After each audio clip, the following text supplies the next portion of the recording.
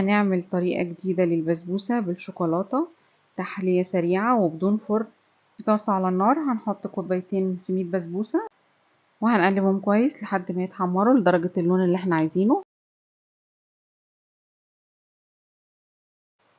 وبعد ما يتحمروا هنسيبهم يبردوا شوية علشان السميد بيبقى درجة حرارته عالية.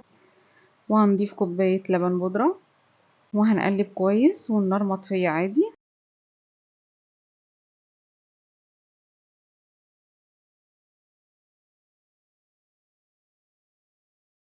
وفي كوباية فيها كوب الا ربع سكر بودرة وهنضيف عليه كوب حليب وهنقلبهم مع بعض كويس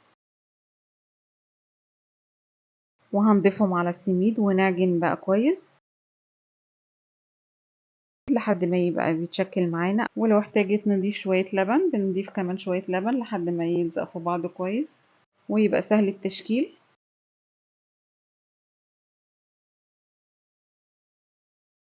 وهنقلبها على النار 5 دقايق علشان السميد يستوي. وفي صينية وفيها ورق زبدة دهنتها زيت وهنزل بالسميد فيها وهفرده كويس.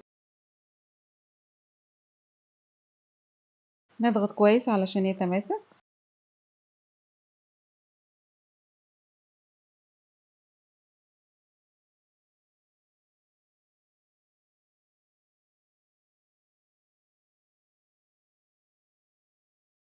وفي حلة على النار هنسيح شوكولاتة خام على حمام بخار.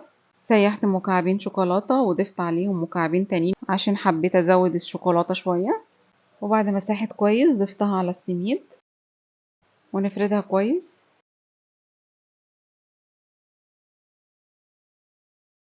وهنسيبها في التلاجة تبتدي تشد شوية اللي هي ما تلزقش في ايدينا بس لسه طرية.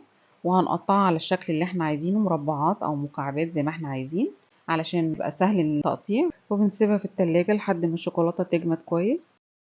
وهنا بعد ما طلعتها وحطيتها في طبق التقديم وهي سهلة جدا وسريعة وبسيطة وطعمها لذيذ جدا ويا رب تعجبكم. ما تنسوش اللايك والاشتراك.